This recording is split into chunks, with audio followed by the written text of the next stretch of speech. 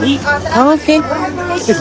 Mr. President, I'm Mitch from the Freeman newspaper. I was there during the indignation rally last night, and you mentioned that we are veering towards dictatorship. And then the Malacanang said this is a hoax, this is baseless. Any reaction on that? I think that the pattern of their My idol. decision or the movement is an indication of a more authoritarian rule in the coming days.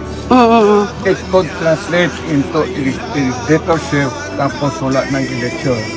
Magulo yan. Hindi pwede yan. I do not think that the Filipino will allow to suffer the country kung nangyari kailan.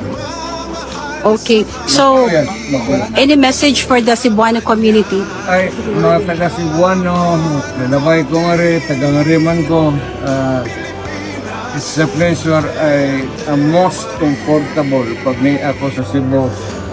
Kaya akong kaliwak sa Danau. So only, wala talagang panahon, gusto kong pumunta doon. But maybe next time.